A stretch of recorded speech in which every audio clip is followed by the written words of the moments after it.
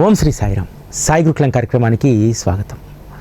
ఈరోజు నుండి మనకు సచ్చరితతో ఉన్నటువంటి అనుబంధం, మన జీవితంలో సచ్చరిత మనకు ఎలా ఉపయోగపడింది, చాలా బంధాలు అనుబంధాలు ఇవన్నీ ఉంటాయి.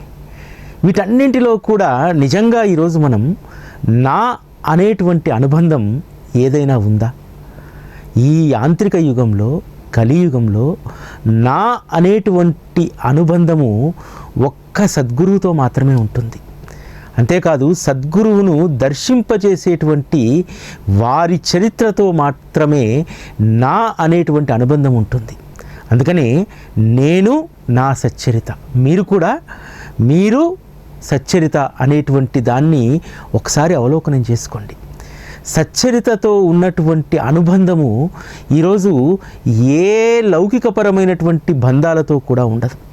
ఒకసారి సద్గురువును చేరువై సచ్చరితను చేరువైన తర్వాత మనకు ఇక ఏది కూడా నా అనేటువంటి అనుబంధం ఉండదు. ఒక్క సచ్చరిత విషయంలోనే నా అనేటువంటి అనుబంధం ఉంటుంది. ఎందుకంటే శ్రీ సాయి సచ్చరిత అనేక పాత్రలను మన జీవితంలో పోషిస్తుంది. తల్లిగా లాలిస్తుంది, తండ్రిగా పరిపాలిస్తుంది, గురువుగా మార్గనిర్దేశనం చేస్తుంది. అసలు నువ్వు ఎవరు, ఎందుకోసం నువ్వు జీవిస్తున్నావు, నీ జీవితాన్ని ఏ విధంగా సద్వినియోగం చేసుకోవాలనేటువంటి చెప్పేటువంటి గొప్ప ఉపకారి శ్రీ సాయి సచ్చరిత. సచ్చరిత ప్రేమ ఎంత మధురంగా ఉంటుందంటే దాన్ని తల్లి ప్రేమతో పోలుద్దామంటే తల్లికి బిడ్డ పట్ల ఎనలేని ప్రేమ ఉంటుంది, నిస్వార్థమైనటువంటి ప్రేమ ఉంటుంది. తల్లి బిడ్డను ఎంత ప్రేమిస్తుందంటే ఆ బిడ్డ శ్రేయస్సు కోసము తప్పించిపోతూ ఉంటుంది. అయితే తల్లి ప్రేమ అనేక సందర్భాల్లో అటు ఇటు షిఫ్ట్ కావచ్చు. ఎందుకంటే నలుగురు బిడ్డలు ఉన్నారంటే ఒక్కోసారి ఒక బిడ్డ పైన, ఇంకోసారి ఇంకో బిడ్డ పైన, బలహీనంగా ఉన్నటువంటి బిడ్డ పైన మరింత ఎక్కువగా చూపెడుతూ ఇతరుల పట్ల కొంత తన ప్రేమను తగ్గించవచ్చు. కానీ శ్రీ సాయి సచ్చరిత అనేటువంటి మాతృస్వరూపము తన ఒడిని చేరినటువంటి ప్రతి బిడ్డ పట్ల కూడా ఒకే రకమైనటువంటి ప్రేమను కలిగి ఉంటుంది. కొన్ని సందర్భాల్లో తక్కువ ప్రేమ, కొన్ని సందర్భాల్లో ఎక్కువ ప్రేమ ఉండదు. ఎప్పుడూ కూడా తన బిడ్డ శ్రేయస్సు కోసం తన బిడ్డకు కావలసినటువంటి వాటిని అన్నింటినీ కూడా శ్రీ సాయి సచ్చరిత అనుగ్రహిస్తుంది. ఈరోజు బాబాను మనందరం అర్థం చేసుకున్నామంటే దానికి ప్రాతిపదిక ఏమిటి? శ్రీ సాయి సచ్చరితనే కదా. సచ్చరితను ఒక్కసారి ప్రతిరోజు మన చేతుల్లోకి తీసుకొని ఒక్క పేజీనైనా చదివితే మనసు పులకరించిపోతుంది కదా. ఈరోజు మనందరము మనుషులం కాబట్టి ప్రేమను కోరుకుంటాం, ఆప్యాయతను కోరుకుంటాం. నిజంగా ప్రేమ ఆప్యాయతలు ఈరోజు ఉన్నటువంటి పరిస్థితుల్లో మనం ఎవరి నుంచైనా ఎక్స్పెక్ట్ చేయవచ్చా, ఆశించవచ్చా? ఆశించలేం. ఎందుకంటే కుటుంబ సభ్యుల్లో కూడా ఎవరి ఆకాంక్షలు వారి, ఎవరి లక్ష్యాలు వారి. ఒకరిపైన ఒకరికి ప్రేమ, అభిమానం, ఆదరణ అనేటువంటిది కేవలం అదొక క్షణకాలానికి, ఏదో కొద్ది సందర్భాల్లో మాట్లాడుకున్నప్పుడు మాత్రమే అవి వ్యక్తం చేస్తారు. వాటిని ఆ కొద్ది సమయానికి మాత్రమే మనం అనుభవిస్తాం. కానీ నా అనుకునేటువంటి శ్రీ సాయి సచ్చరిత మనకు అనుక్షణము కూడా గొప్ప ఆప్యాయతను పంచుతుంది. ఆప్యాయతతో పాటు మనం ఎంతగానో ప్రేమించేటువంటి సద్గురువును నిత్యము దర్శింపజేస్తుంది. అందుకనే నేను నా తల్లి గురించి రాసుకున్నటువంటి మాటలు, సాయి ఆత్మను నీలో నింపుకుంటివి, తనివి తీర సాయిని దర్శింపజేస్తివి, కష్టాలను దుఃఖాలను తరిమి కొడితివి, దయగల తల్లి నీకు ప్రేమహారతి. అంటే తల్లి ఎంత గొప్పదని చెప్పడానికి ఎంత వర్ణించినా సరిపోదు. అందుకనే నా తల్లి యొక్క స్వరూపం ఏమిటి అని చెప్పి నేను తెలుసుకున్నటువంటి దాన్ని నేను రాయడం జరిగింది. సాయి ఆత్మను నేను ఎవరినైతే ఎక్కువ ప్రేమిస్తున్నానో నిత్యము ఆయనను నేను దర్శించుకోవాలి. ఆ దర్శనం ఒక విగ్రహం రూపంలోనో, ఒక ఫోటో రూపంలోనో, ఇంకో రూపంలోనో కాదు. సాయి యొక్క ఆత్మస్వరూపాన్ని నేను దర్శించుకోవాలి. మరి ఆ ఆత్మను తనలో ఒదిగింపజేసుకున్నటువంటి సచ్చరితలో మాత్రమే మనం దాన్ని చూడగలుగుతాం. ఆ సాయి ఆత్మను దర్శింపజేస్తూ మనల్ని నిత్యం కూడా ఆనందంలో ఉంచేటువంటి తల్లి శ్రీ సాయి సచ్చరిత. అందుకనే నా జీవితంలో ఇంకొక దానికి స్థానం లేకుండా చేసింది. పడుకున్నా లేచినా ఏ పని చేస్తున్నా ఆ తల్లి గురించే తపన, ఆ తల్లి గురించి, సచ్చరిత తల్లి గురించి ఎంత తపన మనం పడుతుంటే ఆ తల్లి మన శ్రేయస్సు కోసము ఎంత గొప్పగా కృషి చేస్తుందంటే మనం ఏమీ అడగకుండా, ఏమీ చెయ్యకుండా అది గొప్ప ఫలితాన్ని ఇస్తుంది. కేవలం ఆ తల్లి పట్ల ప్రేమ కలిగి ఉండడం ద్వారా. అంతేకాదు ఆ తల్లి మనకు చేసేటువంటి మేలేమిటో తెలుసా? కష్టాలను దుఃఖాలను తరిమి కొడితివి, తనివి తీర సాయిని దర్శింపజేస్తివి. అంటే నిత్యము కూడా మనం సచ్చరితలో సాయి యొక్క దర్శనాన్ని పొందామనుకోండి, కష్టాలు దుఃఖాలు అనేటువంటి మాటే ఉండదు. ఎందుకంటే ఎదురుగా నీకు సౌఖ్యవంతమైనటువంటి రూపం నీ కళ్ళ ముందు మెదలాడుతున్నప్పుడు, ప్రపంచంలోకెల్లా అత్యంత అందమైనటువంటిది, సౌందర్యమైనటువంటిది, అత్యంత విలాసవంతమైనటువంటిది నీ కళ్ళ ఎదుట ఉన్నప్పుడు ఇక నువ్వు ప్రపంచం గురించి ఎందుకు పట్టించుకుంటావు? సచ్చరిత మనల్ని ఒక రకంగా చెప్పాలంటే తల్లి బిడ్డను ఏ విధంగా పక్కకు పోకుండా మాయ చేసి తన వైపే తిప్పుకుంటుందో, శ్రీ సాయి సచ్చరిత మనల్ని ఇతర మార్గాలకు వెళ్ళకుండా ఎప్పుడూ కూడా సాయి అనేటువంటి సౌందర్య సౌఖ్యదాయమైనటువంటి రూపాన్ని మన కళ్ళెదుట నిలుపుతూ మనల్ని అక్కడే కట్టిపడివేస్తుంది. సచ్చరితకున్నటువంటి గొప్ప మహిమే ఇది. ఈరోజు మీరందరూ కూడా ఎంతగానో ఆనందిస్తున్నటువంటి, ఆస్వాదిస్తున్నటువంటి సాయి టీవీకి మూలం కూడా శ్రీ సాయి సచ్చరితే. శ్రీ సాయి సచ్చరిత మన జీవితాల్లోకి రావడం ఒక ఎత్తైతే, దాన్ని ప్రేమించగలిగేటువంటి స్థితికి మనం వెళ్ళడం అనేటువంటిది మనకు బాబా ఇచ్చినటువంటి ఒక గొప్ప వరంగా మనం భావించాలి. కేవలము పారాయణకు మాత్రమే పరిమితమవుతే ఈ ఆనందం లభించదు. అప్పుడు సచ్చరిత నా అనేటువంటి భావన మనకు కలగదు. అన్ని పారాయణ గ్రంథాల్లాగానే ఆ పారాయణ గ్రంథం ఉండిపోతుంది. అందరిలాగానే కోరికల కోసము, రకరకాలైనటువంటి వాంఛల కోసము పారాయణ చేస్తే అది అంతమట్టుకే పరిమితం అవుతుంది. అలా కాకుండా సచ్చరితను మనము ప్రాణప్రదంగా భావిస్తే అది మన జీవితానికి ఇచ్చేటువంటి ఆనందం మరొకటి ఉండదు. శ్రీ సాయి సచ్చరిత 1953 మే 19వ తేదీ రోజు గ్రంథస్థమై షిరిడీలో సాయి చరణాల వద్ద అది ఆవిష్కృతమైనటువంటి పర్వదినం. గత 10 సంవత్సరాలుగా శ్రీ సాయి సచ్చరిత మహోత్సవం, సచ్చరిత ఆవిర్భావ దినోత్సవాన్ని మనం చేసుకుంటున్నాం. ఈ ఏడాది కూడా మనము అద్భుతంగా ఆ ఉత్సవాన్ని చేసుకోబోతున్నాం. ఈ సందర్భంగా మీరు, నేను సచ్చరితతో మనకున్నటువంటి అనుబంధాన్ని ఒకసారి నెమరు వేసుకోవాలి.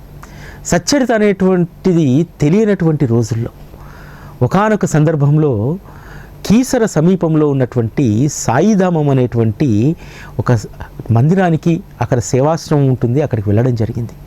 అక్కడ సత్యపదానంద ప్రభుజీ, గొప్ప సాధకులు వాళ్ళు, ఇప్పుడు లేరు, సమాధి అయిపోయారు. వారి దగ్గరికి వెళ్ళినప్పుడు వారు నాకు ఒక చిన్న పుస్తకాన్ని, సంక్షిప్త సాయి సచ్చరిత అనేటువంటి పుస్తకాన్ని ఇవ్వడం జరిగింది. దాన్ని 2 సార్లు పారాయణ చేశాను. చేసిన తర్వాత ఏదో తెలియనటువంటి ఒక అనుభూతి, ఆనందం. జీవితంలో మన కోసమంటూ ఒకరు ఉంటారు, మన కోసమంటూ ఒకరు ఆలోచిస్తారు అనేటువంటి బలమైనటువంటి నమ్మకం మనసులో ఏర్పడిపోయింది. అసలు శ్రీ సాయిబాబా గురించి మరింత తెలుసుకోవాలంటే ఏం చేయాలి? అప్పుడే ఇంట్లో ఉన్నటువంటి, అనేక రోజులుగా ఉంది ఇంట్లో, వాహిని గారు 11 సంవత్సరాలుగా దాన్ని పారాయణ చేస్తూ ఉన్నారు. ఎప్పుడు ఆ పుస్తకాన్ని నేను తాకింది లేదు. 2014వ సంవత్సరంలో మొట్టమొదటిసారి ఆ గ్రంథాన్ని తాకడం జరిగింది. తాకి ఆ గ్రంథం చదువుతుంటే ఒక తెలియనటువంటి ధైర్యం, అంతేకాదు ఈ లోకంలో దేన్నైనా మనం జయించవచ్చు అనేటువంటి విశ్వాసం కలిగింది. ఆ క్రమంలోనే సాయి టీవీ అనేటువంటి ఒక ఛానల్ను మనం ఎస్టాబ్లిష్ చేయాలి బాబా కోసం అనేటువంటి దృఢమైనటువంటి సంకల్పం కలిగినటువంటి రోజుల్లో సచ్చరితను అధ్యయనం చేయడం ప్రారంభమైంది. ఆ అధ్యయనం చేస్తున్న కొద్దీ రోజు రోజుకు సంకటమైనటువంటి పరిస్థితులు ఏర్పడడం ప్రారంభించాయి. ఎటువంటి సంకటమైనటువంటి పరిస్థితులు అంటే, జీవితం అప్పటి వరకు చాలా సవ్యంగా ముందుకు సాగుతూ ఉన్నటువంటి రోజులు. అటువంటి రోజుల్లో వృత్తిని మిగతా వ్యవహారాలని వదిలేసి బాబా కోసం ఒక సాయి టీవీ అనేటువంటి వ్యవస్థను ఏర్పాటు చేయాలనేటువంటి సంకల్పంతో ముందుకెళ్తున్నాం. అది ముందుకు వెళ్ళదు, వెనక్కి రాదు. కానీ ఎలాగైనా సరే దాన్ని ముందుకు నడిపించాలనేటువంటి పట్టుదల. ఒకానొక రోజు నేను బలంగా నిర్ణయించుకుంది ఏంటంటే, ఇది సాకారం కావాలంటే మనుషులతో వల్ల కాదు, కేవలం శ్రీ సాయి సచ్చరిత వల్లనే అవుతుందని చెప్పి అనేకసార్లు పారాయణ. ఆ పారాయణ ఎలా ఉండేదంటే, ఎంత మొండిగా ఉండేదంటే, ఇక్కడ చేస్తే తృప్తిగా లేకపోతే చికాకు వస్తే, ఈరోజు సాయంత్రం ట్రైన్ ఎక్కాలి, షిరిడీకి చేరుకోవాలి, ఆ రోజంతా ఉండాలి, మరుసటి రోజు పారాయణ పూర్తి చేయాలి, రెండో రోజు సాయంత్రం మళ్ళీ ట్రైన్ ఎక్కి హైదరాబాద్ వచ్చేసేయాలి. దాదాపు ఒక సంవత్సరంన్నర పాటు దానికోసం ప్రాణం పెట్టాను. అంటే ఇంకా ఏమైనా బాబా సులువైనటువంటి మార్గం చెప్తాడేమో, ఇంకా ఎటువంటి అడ్డంకులు రాకుండా ఇది సాయి టీవీ అనేటువంటి దాన్ని ట్రాక్ ఎక్కియాలి, దానికి పరిష్కారం ఒక్క సచ్చరిత అనేటువంటి దాంతో దాదాపు సంవత్సరంన్నర సచ్చరిత స్తవన మంజరి వీటిని వదలకుండా పారాయణ చేస్తూనే ఉన్నాం. కొన్ని సందర్భాల్లో ఎలాంటి పరీక్ష ఎదురయ్యేదంటే, సాయి టీవీ కోసము నేను ఉద్యోగాన్ని వదులుకోవాల్సి వచ్చింది, రిజైన్ చేయాలి, లేకపోతే పనులు కావు. ఒక్క వాహిని గారు ఒక్కరే వర్కింగ్. ఆవిడకు వచ్చేటువంటి జీతంతో హౌసింగ్ లోను, పిల్లలు, వ్యవహారం ఇవన్నీ కూడా చాలా కష్టంగా నడిచేవి. రిజైన్ చేసిన తర్వాత వచ్చినటువంటి డబ్బు పిఎఫ్ కానీ గ్రాట్యుటీ కానీ ఎంతకాలం సరిపోతుంది, అవన్నీ కూడా కరిగిపోయాయి 6 నెలల్లో. అంతేకాదు, తను పనిచేస్తున్నటువంటి సంస్థలో సూటిపోటి మాటలు, అంటే మేము చేస్తున్నటువంటి ప్రయత్నం పట్ల నువ్వు ఇక్కడ పనిచేయాల్సినటువంటి అవసరం ఉందా, ఇలాంటి మాటలతోటి కొద్ది కాలానికి తాను కూడా ఉద్యోగాన్ని వదిలి రావాల్సి వచ్చింది. అప్పుడు అగమ్యగోచరమైనటువంటి పరిస్థితి. ఎందుకంటే ఈ పని ముందుకెళ్ళదు, మరియు మనకున్నటువంటి వృత్తిని, ఉద్యోగాన్ని వదులుకోవాల్సి వచ్చింది. ఏం చేయాలి? చివరిగా చేసినటువంటి ఒక ప్రయత్నం ఏమిటో తెలుసా? 2015 మే 19వ తేదీ రోజు, ఇంకా సాయి టీవీకి ఒక 4-5 నెలలు సమయం ఉందనగా, సామూహిక పారాయణ ఒక డే లాంగ్ పారాయణ పెట్టాం. ఆ డే లాంగ్ పారాయణ ఎంత శక్తిని ఇచ్చిందంటే, అప్పుడు పారాయణ క్రమాన్ని అడగడానికి ఎవరూ కూడా, ఆ రోజు టీవీ అనేటువంటి సాధనం మన చేతిలో లేదు, ఎక్కడా కూడా ఎవరు చెప్పడానికి లేదు. మల్కాజ్గిరి నుంచి తార్నాక అనేక ప్రాంతాల్లో, సఫల్గూడ ఏరియా ప్రాంతాల్లో ప్రతి మందిరం దగ్గర బ్యానర్ కట్టి పాంప్లెంట్ పంచితే ఒక 50 మంది పారాయణకు వచ్చారు. ఆ 50 మందితోటి ఒక రోజంతా కూడా మొదటి అధ్యాయం నుంచి చివరి అధ్యాయం వరకు పారాయణ చేయించాం. అప్పుడు కదిలింది సాయి టీవీ యొక్క ప్రయత్నం ముందుకు. ఈ మొత్తం పరిణామ క్రమంలో అనేక రకాలైనటువంటి అనుభవాలు సచ్చరితలో నాకు కనిపించాయి. సచ్చరితలో హేమాడ్ పంత్ రిటైర్ అయ్యి షిరిడీ వస్తారు కదా, వచ్చినప్పుడు అన్నా చించినీకర్ అడుగుతాడు, అన్నా సాహెబ్ది పెద్ద సంసారము, మీరు ఏదైనా మరొక ఉద్యోగం ఇప్పిస్తే అతను సంసారం ఇబ్బంది లేకుండా గడపగలుగుతాడంటే బాబా చెప్పినటువంటి మాట, వాడిని ముందు నా పని చెయ్యనివ్వు, ప్రపంచం సుఖమయమవుతుంది, ఉద్యోగం తర్వాత అదే వస్తుందిలే అని అన్నాడు.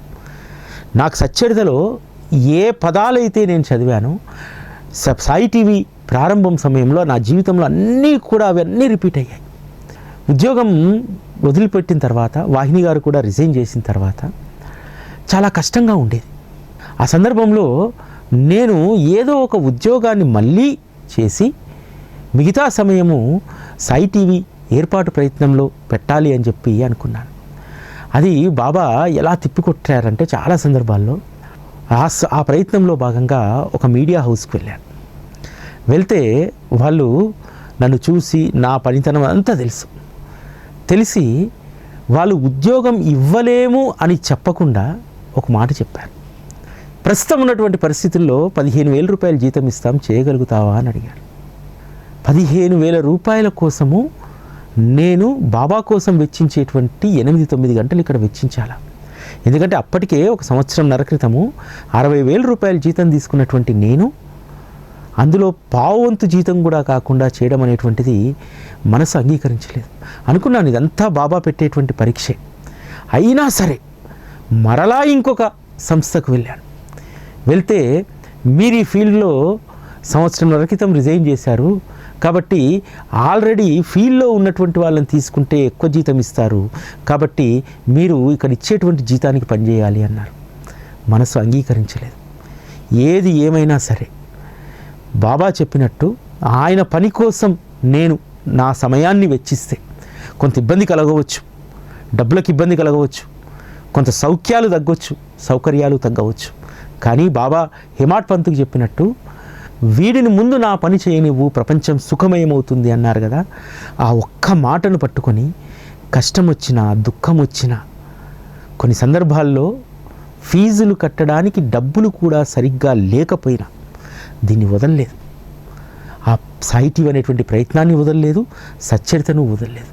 ఎందుకంటే అంత విశ్వాసాన్ని ఇచ్చింది. ఒకవేళ ఈ ప్రయత్నం ఓడిపోతే ఏం జరుగుతుంది? మహా అంటే బాబా ముందు కూర్చొని ఒక జీవోత్సవాలుగా ఉంటాం, అంతకు మించి ఏం ప్రమాదం జరగదు కదా అనేటువంటి ధైర్యం మాత్రం వచ్చింది. ఆ ధైర్యంతో నెమ్మదిగా ప్రయత్నం చేస్తూ ఉన్నప్పుడు నాకు ఈ ప్రయత్నంలో ఒక వ్యక్తి, ఒక మార్గదర్శి ఒక మాట చెప్పారు.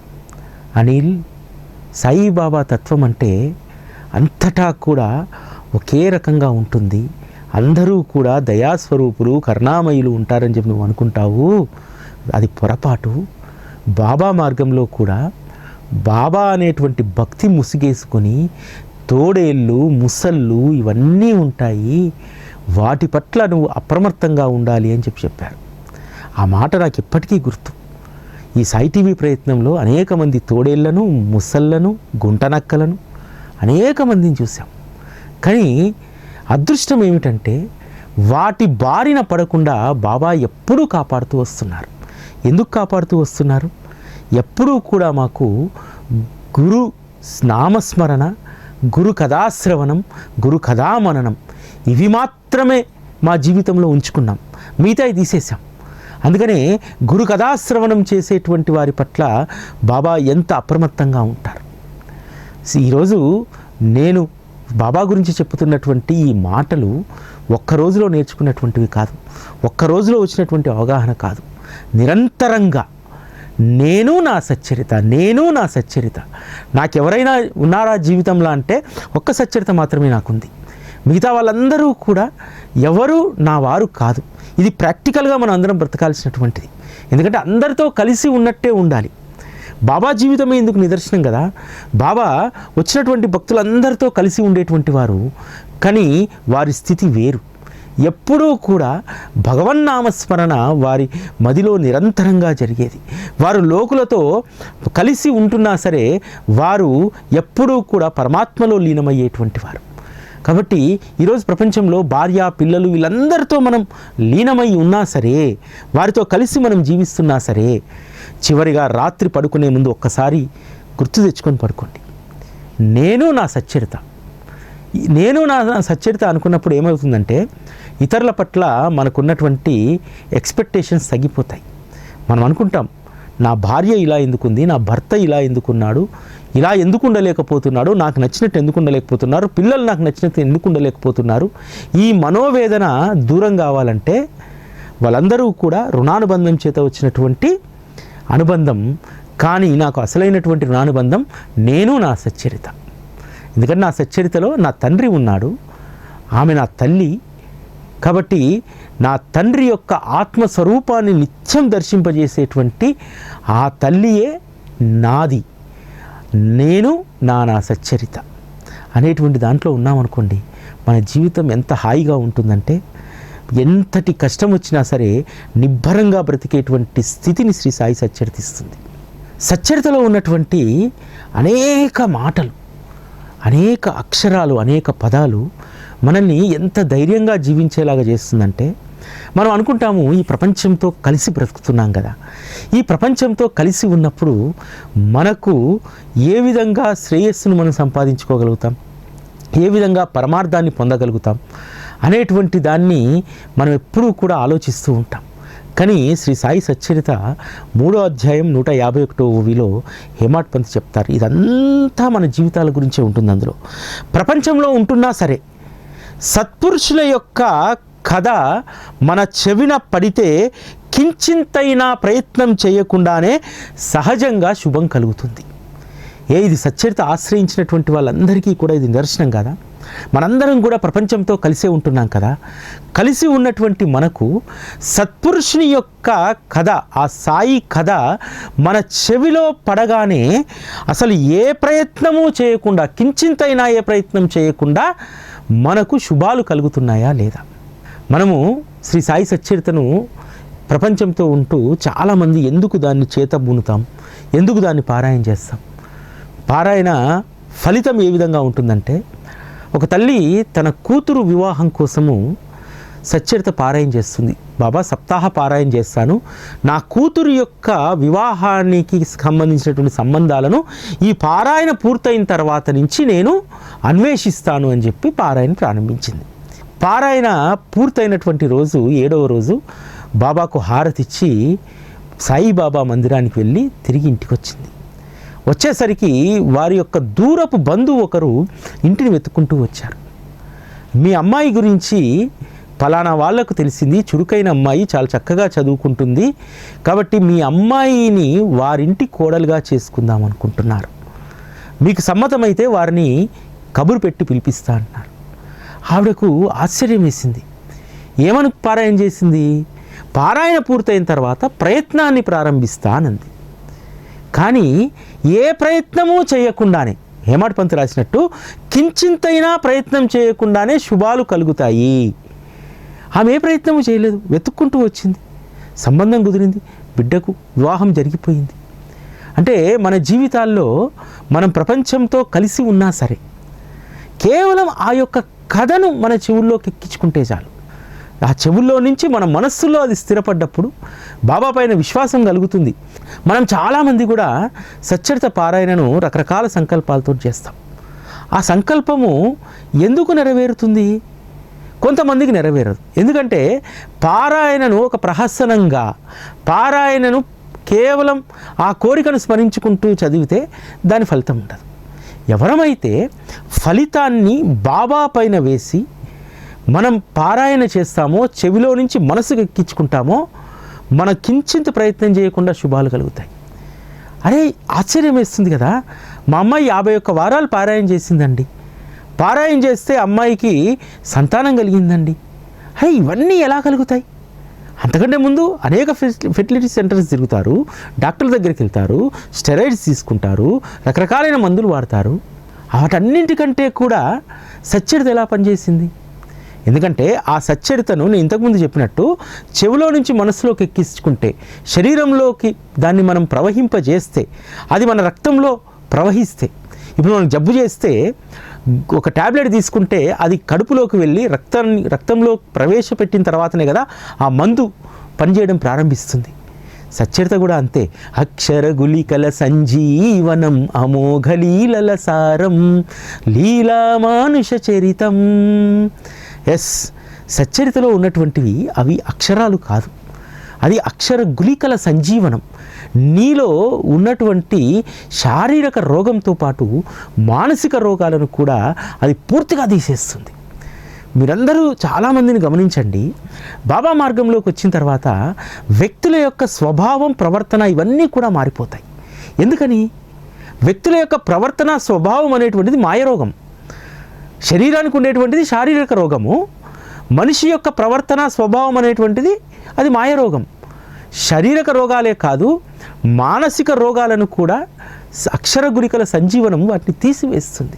దానికి ఉన్నటువంటి శక్తి అంత అద్భుతమైనటువంటిది.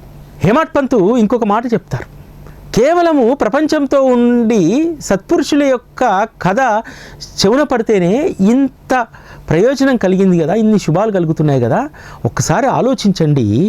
భక్తి భావంతో శ్రవణం చేస్తే ఎంత శ్రేయస్సు కలుగుతుందో శ్రోతలు తమ మంచి కోసం ఆలోచించండి అని అంటారు.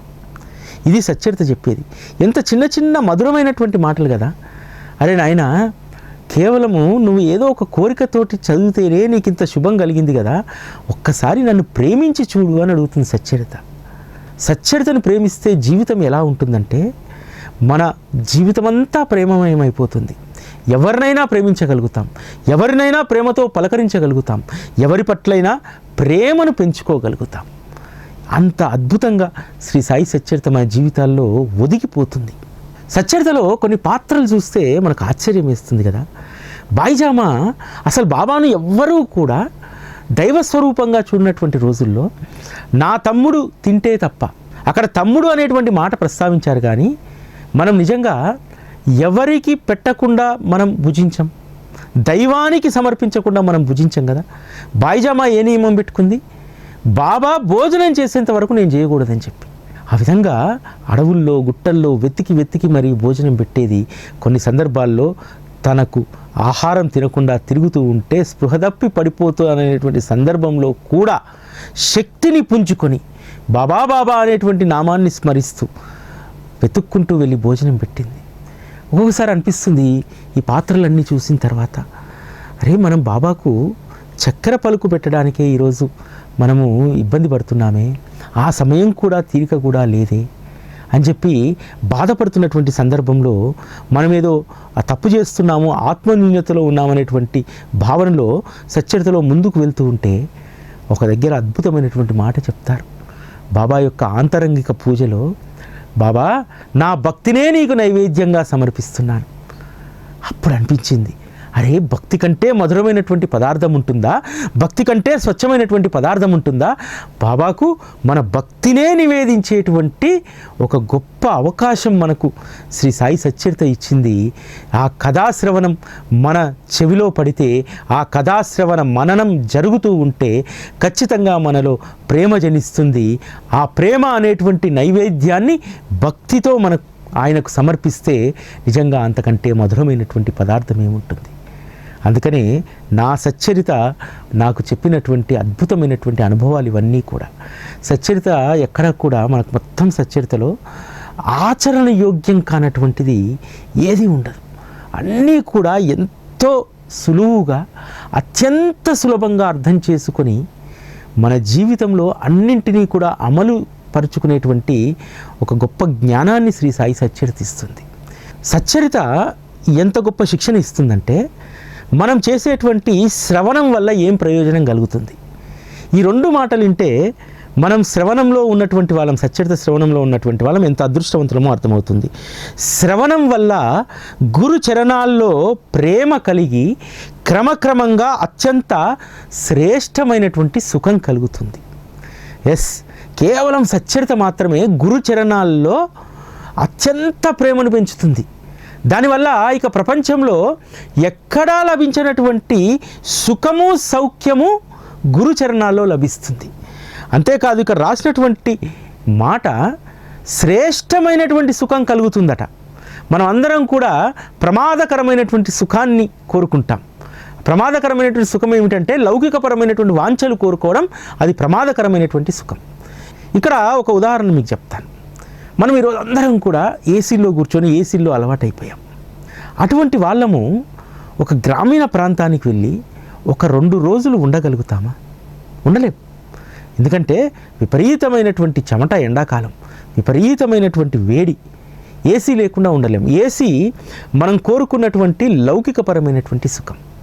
కానీ మన శ్రేయస్కరమైనటువంటి సుఖాన్ని గురుచరణాలని ఎవరమైతే ఆశ్రయిస్తామో వాళ్ళు గురునామస్మరణలో ఏసీలో ఉన్న ఎండలో ఉన్న ఒకే సుఖాన్ని అనుభవిస్తారు తెలుసా. ఎందుకంటే మదిలో చల్లనైనటువంటి గురునామం మనకు ఉంది. గురుచరణాలు ఎప్పుడూ కూడా మన నయనాల్లో ఉంటాయి. దాంతో మన నయనాలకు ఎండ యొక్క ప్రభావము అంతగా కనిపించదు. అదేవిధంగా మన శరీరానికి చలువ ఎప్పుడు చేస్తూ ఉంటుంది. గురునామం అనేటువంటిది మనం మనసులో, శరీరంలో ఉండిపోయింది కాబట్టి వేడి అనేటువంటి తాపం మనకు తగలదు. అంతేకాదు, మనం అందరము చాలా సందర్భాల్లో నిశ్చయించుకుంటాం, అరే లౌకికపరమైనటువంటి వాంఛలకు దూరంగా ఉండాలి, అనవసరమైనటువంటి వాటి వైపు వెళ్ళి వెంపర్లాడకూడదు, ఇవన్నీ అనుకుంటాం. కానీ మనం అనుకున్నది ఏదీ జరగదు. కానీ జరగాలంటే ఒకే ఒక ఉపాయం ఇక్కడ ఉంది. మనస్సును శ్రవణం అనేటువంటి నిర్బంధంలో ఉంచితే కథాశ్రవణంలో శ్రద్ధ అధికమవుతుంది. ఇక ఇతర విషయాల పట్ల ఉన్నటువంటి శ్రద్ధ నశిస్తుంది. కాబట్టి మనందరము కూడా కథాశ్రవణం అనేటువంటి నిర్బంధంలో ఎప్పుడు మనం ఉండాలి. చాలామంది అంటారు కదా, పలానా వాడు వశీకరణం చేశాడండి, ఎప్పుడు అతని వైపే వెళ్తున్నాడు, లేకపోతే పలానా వాడి ఉచ్చులో వాడు ఉన్నాడండి అని చెప్పి. ఇవేవీ లేకుండా మనము అత్యంత ఉన్నతమైనటువంటి స్థానంలో కథాశ్రవణం ద్వారా ఉండిపోతాం. కథాశ్రవణం అనేటువంటి నిర్బంధం ఎంత గొప్పదంటే ఆ నిర్బంధాన్ని నేను అనుభవిస్తూ ఉన్నాను. ఆ నిర్బంధం లేకపోతే నా జీవితం అగమ్య గోచరం. ఎవరి జీవితమైనా సరే ప్రతిరోజు కూడా గురు కథాశ్రవణం చేయకపోతే, కథాపారాయణ చేయకపోతే, బాబా యొక్క తత్వాన్ని అవలోకనం చేయకపోతే ఆ రోజంతా కూడా ఈ శరీరం ఎందుకుందా అనిపిస్తుంది. అలాంటి భావన మనకు కలగాలి. అందుకనే ప్రతిరోజు కూడా నేను క్రమం తప్పకుండా సాయి గురుకులని చెప్తాను, ఎంత పని ఉండని. ఇంతకుముందు రకరకాల అప్లికేషన్స్ ఉండేవి. ఉద్యోగం చేస్తున్నప్పుడు బాగా డబ్బు వచ్చినప్పుడు ప్రతీ నెల కూడా ఏదో ఒక టూర్కి వెళ్ళిపోవాలి, సరదాగా 4 రోజులు గడిపి రావాలి. ఇప్పుడు అవి ఏవీ లేవు. ఆ సరదా, సంతోషం, సుఖం అంతా కూడా సచ్చరిత కథాశ్రవణంలోనే ఉంది, ఇంకెక్కడా లేదు.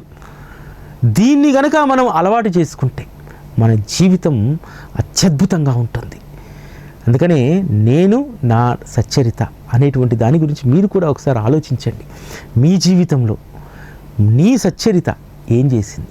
సచ్చరిత అందరిది కదా, నాది అని ఎలా అనుకోవచ్చు అంటే, ఎవరి జీవితాలు నాకు అనవసరం, ఇందులో నా జీవితం ఉంది. అదేవిధంగా మీరు కూడా ఇది నాది అనుకుంటే అందులో నీ జీవితం ఉంటుంది. మన జీవితంలో మనం ఎలా ఉండాలి, ఎలా ముందుకెళ్ళాలనేటువంటిది శ్రీ సాయి సచ్చరిత మనకు ప్రబోధిస్తుంది. దానిని పట్టుకున్నటువంటి వారు, దాన్ని ఆశ్రయించినటువంటి వాళ్ళు అంతకు మించినటువంటి అదృష్టవంతులు మరెవరూ ఉండరు. అందులో అనుభవించేటువంటి సుఖము, సౌఖ్యము మరెక్కడా కూడా మనకు లభించదు. సచ్చరిత నాది అని భావించామనుకోండి, ఇతర బంధాలన్నీ కూడా వదలై విడిపోతూ ఉంటాయి. ఇక్కడ హేమట్ పంత్ ఒక మాట రాసుకుంటాడు. తన ఉద్యోగానికి సంబంధించి మరొక ఉద్యోగం కోసం అన్నాచించినికర్ అడిగినప్పుడు ఆయన ఒక మాట రాసుకుంటారు. బాబా యొక్క మధురవాణి విన్నటువంటి నాకు ఇప్పటి నుండి నరుల సేవను వదిలి గురి సేవలో ఉండాలని చెప్పి నిర్ధారించేసుకున్నాను అని అంటారు. నిజంగా చాలా గొప్ప మాటలు ఉంటాయి. నాలాంటి వారికి ఇది ఎంత ధైర్యం. నేను కూడా మధ్యలో సాయి టీవీ ప్రయత్నంలో నరుల సేవ చేద్దామని పోయాను. కానీ అప్పుడు ఇలాంటివి చదువుకున్నప్పుడు నాకు అర్థమయ్యాయి. బాబా యొక్క మధుర మాటలు విన్న తర్వాత నరుల సేవను వదిలి గురు సేవలో ఉండాలని చెప్పి నిర్ణయించుకున్నాను. ఇక్కడ ఒక్కొక్కరికి ఒక్కొక్క రకమైనటువంటి భావనలు కలుగుతూ ఉంటాయి. కొంతమంది కలగవచ్చు, అరే అనవసరమైనటువంటి వాటి పట్ల వెంపర్లాడే బదులు, నరుల కోసం వెంపర్లాడే బదులు గురు సేవలో ఉంటే ఎంత బాగుంటుంది, గురు చరణాల వద్దనే మన జీవితం ఉంటే ధన్యం కదా అనేటువంటి మార్పులు మన జీవితంలో కూడా కలుగుతూ ఉంటాయి. ఇది ఈరోజు సాయి గురుకులం. మళ్ళీ రేపటి కార్యక్రమంలో సచ్చరిత వైభవం గురించి మనం మాట్లాడుకుందాం. ఓం శ్రీ సాయిరామ్.